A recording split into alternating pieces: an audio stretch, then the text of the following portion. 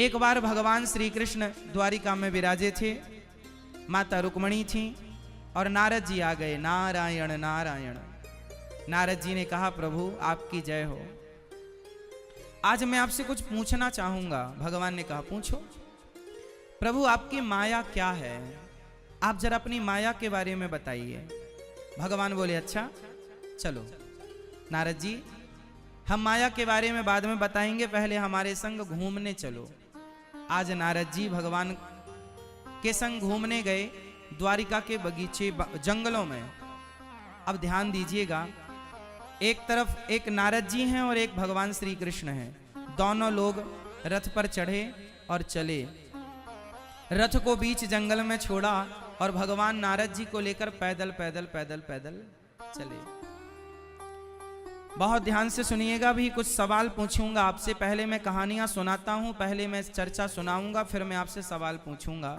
आप उत्तर तभी दे पाएंगे जब ध्यान पूर्वक सुनेंगे। हाँ, नारद जी और भगवान श्री कृष्ण जंगल में प्रवेश कर गए, दोनों पैदल पैदल। भगवान श्री कृष्ण को बहुत प्यास लगी तो भगवान ने नारद जी से कहा, नारद जी हमें बड़ी प्यास लगी है, कुछ पानी का बंदोबस्त कीजिए, पानी पिलाइए। नारद जी बोले, प्रभु आप इसी पेड़ की छांव में विराजिए, हम अभी पानी लेकर आते हैं। भगवान उसी पेड़ की छांव में बैठे हैं और नारद जी पानी लेने गए। पानी लेने गए, दूर दूर तक पानी कहीं मिला नहीं। एक छोटा सा गांव उस जंगल के बीचों बीच नारद जी को दिखा। नारद जी को लगा, वाह जरूर यहां पर पानी मिलेगा। तो उस गांव में पहुंचे तो वहां एक सुंदर सी स्त्री कुएं से पानी भर रही थी। नारद जी ने कहा, देवी थोड़ा सा जल हमें भी पिलाओ। उस कन्या ने नारद जी को देखा और नारद जी ने उस कन्या को देखा। दोनों की आंखें मिली और दोनों में प्रेम हो गया। अब देखो, नारद जी साधु हैं और नारद जी को एक पनिहारन से प्यार हो जाता है। पानी उस महिला ने नारद जी को पिलाया और नारद जी ने पूछा, देवी आप कौन हैं? उस स्त्री ने बोला कि मैं यहाँ के राजा की बेटी हूं। नारद जी बोले, वाह हम तुमसे विवाह करना चाहते हैं। अच्छा, नारद जी का भी मन हुआ कि चलो हम भी गृहस्थी बसाएं। नारद जी ने उस पानी भरने वाली स्त्री, जो बहुत सारी सखियों के साथ थी पर सभी सखियों में वो अत्यधिक सुंदर थी, नारद जी को मोह गई और नारद जी ने कहा कि हम आपसे विवाह करना चाहते हैं। उस कन्या ने कहा, ठीक है, हमारे पिताजी से आप पूछ लीजिए, वो तैयार हैं तो मैं भी तैयार हूं। अब नारद जी गए और लड़की के पिता से प्रस्ताव रखा कि आपकी बेटी हमें बहुत पसंद है, हम विवाह करना चाहते हैं। अच्छा, लड़की का पिता भी सोचा कि ऐसा लड़का कहां मिलेगा, नारद जी। अब नारद जी से अच्छा कौन होगा, तो नारद जी से उन्होंने विवाह कर दिया। विवाह हुआ, अब नारद जी रहने लगे आनंद से गृहस्थी में। अच्छा, नारद जी आए थे पानी लेने, नारद जी आए थे भगवान के लिए पानी लेने, पर वो भूल गए पानी वानी भगवान को और गृहस्थी में चले गए। कुछ दिनों बाद, कुछ वर्षों बाद नारद जी के यहाँ उनकी पत्नी गर्भवती हुई और उनकी एक सुंदर सी बेटी हुई। दोबारा उनकी पत्नी कुछ वर्षों बाद गर्भवती हुई और उनके सुंदर सा बेटा हुआ। बेटी और बेटा। अब नारद जी गृहस्थ का आनंद ले रहे हैं, तभी क्या हुआ, जो नारद जी के ससुर थे उनकी मृत्यु हो गई। अच्छा, नारद जी के ससुर के कोई बेटा नहीं था, एक बेटी थी और बेटी भी नारद जी को ब्याही गई। तो अब उस राज्य के राजा कौन बने, तो नारद जी को राजा बनाया गया। अब नारद जी राजा बन गए और राज गद्दी पर बैठकर उनकी एक बेटी एक बेटा और सुंदर सी पत्नी बड़े आनंद से वो रहने लग गए। राज गद्दी पर बैठे हैं राजा और प्रेम से राज सत्ता चलाने लग गए। तभी एक दूसरे राजा ने अटैक कर दिया नारद जी के राज्य पर, और नारद जी को युद्ध का कोई अनुभव तो था नहीं, क्योंकि वो तो संत आदमी थे और संत लड़ना भिड़ना क्या जाने।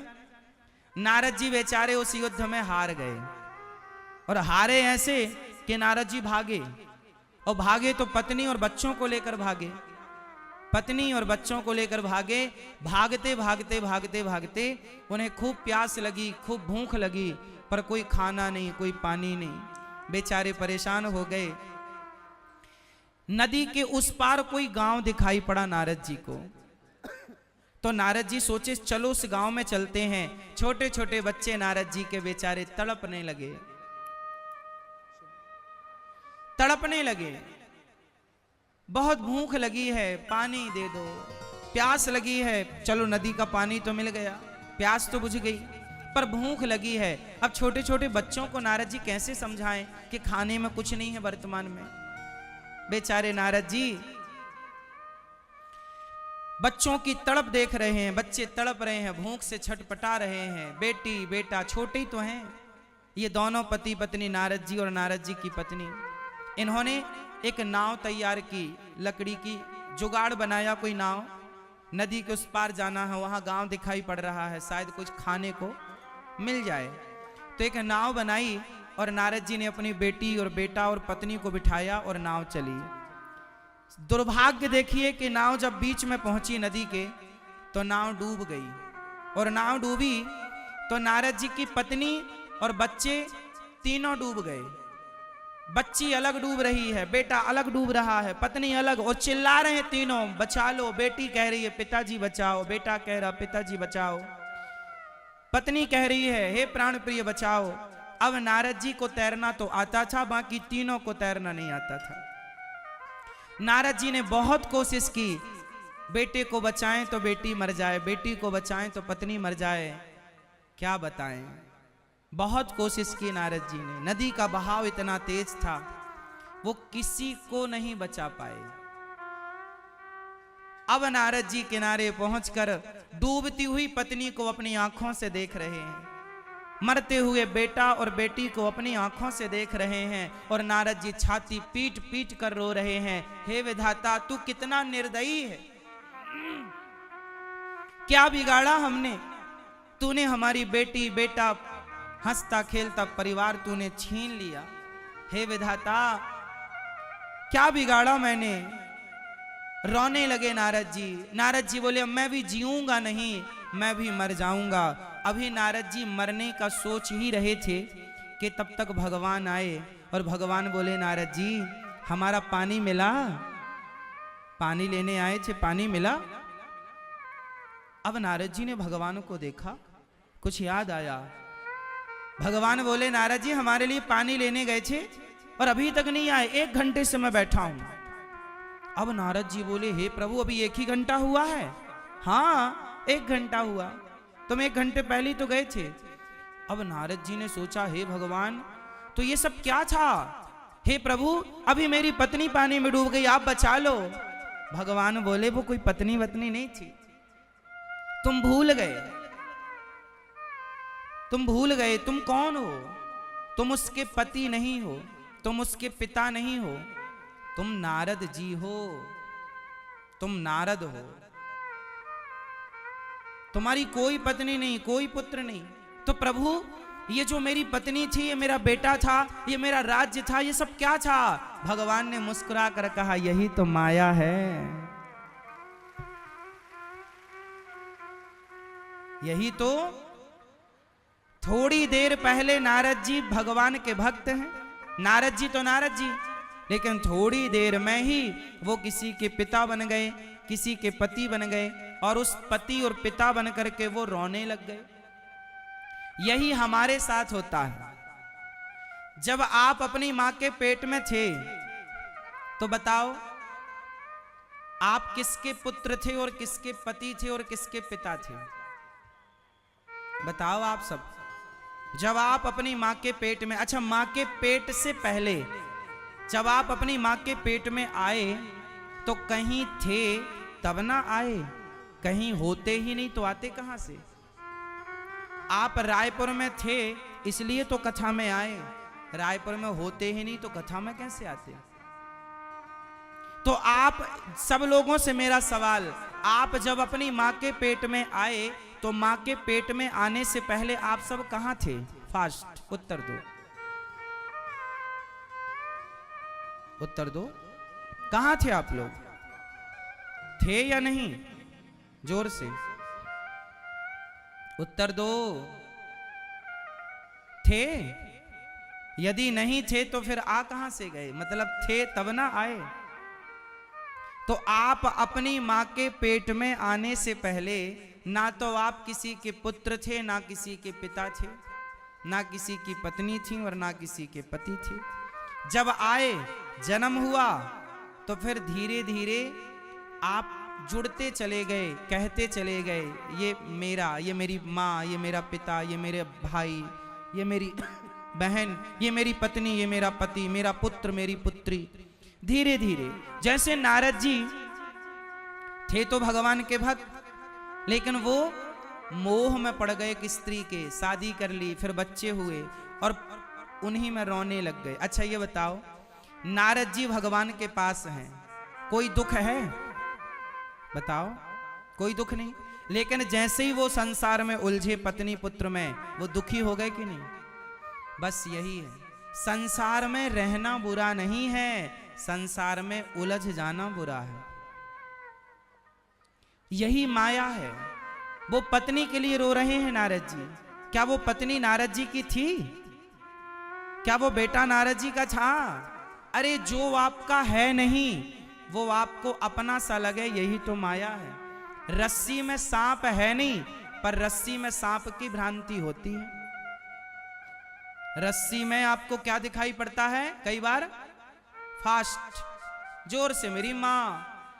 रस्सी में क्या दिखता है? कई बार सांप। क्या सांप है? सांप नहीं है पर दिखा। सांप है नहीं पर दिखा, यही माया है। संसार में अपना कोई है नहीं पर अपना सा लगा, यही तो माया है। क्यों लगा? माया के कारण। रस्सी में सांप क्यों दिखा? अंधकार के कारण। अंधकार था, अंधेरा था, आपने रस्सी को सांप समझ लिया। यदि आपके हाथ में प्रकाश होता, टॉर्च होती, तो क्या रस्सी को आप सांप समझते? बोलो। अंधेरे में रस्सी को आपने सांप समझा, उसी प्रकार माया के अंधकार से आप संसार को सत्य समझ लेते हैं, जबकि ये झूठा है। यही माया है। क्यों हम सत्य मान बैठे हैं? माया है। पत्नी हमारी है नहीं, हम मानते हैं। बेटा हम, अच्छा ये बताओ, आपका बेटा आपका ही है? आप कंफर्म करा सकते हैं मुझे?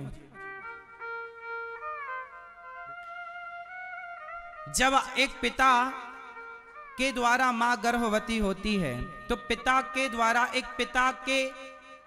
द्वारा मां के गर्भ में पानी की कुछ बूंदें स्थापित हो जाती हैं। वो पानी की कुछ बूंदें पिता ने स्थापित कर दी, उसके बाद पिता का काम खत्म। वही पानी की कुछ बूंदों से मां के गर्भ में मां का रज मिलकर, उस पानी की बूंदों से वहां एक प्रोसेस स्टार्ट हो गया। मां के रज से मिलकर पिता का तेज, दोनों का जब अंश मिला, तो पेट में, मां के गर्भ में बच्चे का निर्माण स्टार्ट हुआ। पहले बच्चे का सिर बना, फिर बच्चे का हाथ और पांव बना, फिर बच्चे का स्त्री और पुरुष का चिन्ह बना, फिर बच्चों के साथ धातुएं बनी, पूरा हड्डी इत्यादि तैयार हुई, आंख तैयार हुई। अब मुझे कृपया ये बताओ कि ये तैयार कौन कर रहा है? आंख कौन लगा रहा है? आपकी मां या आपका पिता? बोलो। मां आंख लगा रही है, मां हड्डियां भर रही है। कौन कर रहा है ये? ऊपर वाला, जिसे परमात्मा कहते हैं, जिसे ईश्वर कहते हैं। मां का रोल कितना है? वो अपना खाती पीती घूमती फिरती, उसका पेट से कोई संबंध नहीं है। वो पेट में कुछ भी करने नहीं जा रही है। उसका एक छोटा सा योगदान था कि मां ने अपना गर्भ केवल बच्चे को रहने के लिए किराए पर दे दिया। आपका केवल इतना योगदान है मेरी मां कि आपका पेट जो है, आपका गर्भाशय जो है, उसे किराए पर लिया गया है। पिता और मां दोनों का जल मिला और बच्चे का निर्माण पानी की बूंदों से स्टार्ट हो गया। किसने सिर लगाया? किसने आपकी हाथ लगाई, किसने आपको दिल की धड़कन दी, किसने आपकी आंखें, आपका कान, आपका सुंदर सा शरीर दिया? बताओ कौन है वो? भगवान। कौन है वो? भगवान। वो भगवान जिन्होंने आपको मां के पेट में बनाया, आप बने। 9 महीना टाइम पीरियड पूरा हुआ, आप बाहर आए। मां की हिस्सेदारी केवल इतनी है कि वो हमें पेट में रखती है। बाप की हिस्सेदारी केवल इतनी है कि उसका तेज मां के गर्भ तक पहुंचा। अब बताओ कितनी हिस्सेदारी है? मां की हिस्सेदारी 2%, बाप की हिस्सेदारी 1%, टोटल 3% मां बाप की हिस्सेदारी है। वरना 97% हिस्सेदारी आपको किसकी दिखती है? यदि भगवान ना बनाए तो मां क्या कर लेगी? कई बार गर्भ खराब हो जाता है, सही ग्रोथ नहीं हो पाती, बच्चा नहीं बन पाता, तो फिर मां बना ले, तू अपने से क्यों नहीं बना लेती हो? यदि तुम ही बच्चे को सब करती हो तो फिर बच्चा मिसकैरेज हो जाता है, निकल जाता है बाहर, उसका ग्रोथ नहीं हो पाता, गर्भाशय में वो पनप नहीं पाता, डेवलप नहीं हो पाता, तो आप बना लेती ना। फिर क्यों गर्भपात हो गया, क्यों बच्चा बाहर आ गया समय के पहले? तुम्हारा जोर था, तुम्हारा बस था, तो तुम बना लेती ना। इसका अर्थ है कि तुम्हारा कोई अधिकार नहीं है। है या ना? है या नहीं? केवल तुम एक माध्यम हो। बाकी पूरा प्रोसेस 9 महीने में तैयारी हुई और बच्चा बाहर आया तो 3% मां बाप की हिस्सेदारी बची, 97% हिस्सेदारी किसकी? भगवान की। है या नहीं? कितने लोग इस सहमति 97% की हिस्सेदारी से सहमत हैं? अब बताओ कि मैं अपने माँ बाप का बच्चा हूं, आप अपने माँ बाप के बच्चे हैं। अब ये बताओ एक छोटा सा प्रश्न कि आप पर आपकी माँ का या आपके बाप का या भगवान का किसका अधिकार आप पर ज्यादा है? फास्ट, आप पर किसका अधिकार ज्यादा है? जोर से। भगवान का। यदि हम पर भगवान का अधिकार ज्यादा है तो जब भगवान हमें अपने पास बुला लेते हैं तो दुनिया वाले रोते क्यों हैं फिर? क्योंकि जिसका अधिकार था उसने भेजा और उसी ने वापस बुला लिया। यही ईश्वर का विधान है। इसलिए आना उसी की मर्जी और जाना उसी की मर्जी, हम तो निमित्त हैं। तो जो हम कहते हैं ना ये हमारा बेटा है, ना, हमारा कोई बेटा नहीं, हम तो केवल माध्यम बने। ये तो भगवान की ही संतान है, हम सब भगवान के हैं। इसलिए बच्चों पर भी ये अधिकार ना जमाओ कि ये मेरे हैं। ये कह दो कि नाथ सकल संपदा तुम्हारी। हे प्रभु ये सब आपका है, बेटी आपकी, बेटा आपका, परिवार आपका, व्यापार आपका। हे दीनानाथ हम भी तो आपके हैं। हम क्यों कहें कि ये मेरा है? मेरा क्या है? यदि किसी का बेटा अंधा है, लंगड़ा है, तो तुम ही यदि उसके पालनहार थे तो उसे लंगड़ा क्यों होने दिया तुमने? अंधा क्यों रहने दिया तुमने? ठीक कर लो उसकी आंखें। यदि तुम्हारे वश में कुछ है तो फिर कोई अंधा क्यों है, कोई लंगड़ा क्यों है, कोई बहरा क्यों है? मतलब तुम्हारे अधिकार में नहीं है ना ये चीजें। कोई है ना जो ये तय करता है कि ये लंगड़ा रहेगा कि अंधा रहेगा कि देखने वाला रहेगा? कोई है ये तय करने वाला जो ये तय करने बैठा है कि आप चल पाओगे या नहीं चल पाओगे, आप देख पाओगे या नहीं देख पाओगे? कोई है ये तय करने वाला। इसलिए जो है ये तय करने वाला वही भगवान है और उसी की हिस्सेदारी ज्यादा है। इसलिए हम ये ना कहें कि ये मेरा है, सब भगवान को सौंप दो। है सब भगवान का लेकिन अपना मान रहे हो। यही तो माया है ना मेरी माँ, यही तो माया का पर्दा है सब कुछ ईश्वर का। लेकिन अज्ञानवश हमने क्या मान लिया? मेरा।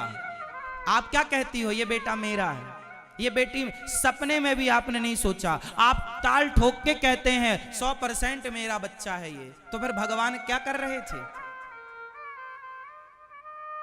सब तुम्हारा है। अब देखो ना, सब कुछ भगवान का है, पूरा मटेरियल भगवान का है, लेकिन आपने दावा ठोक दिया कि ये मेरा है।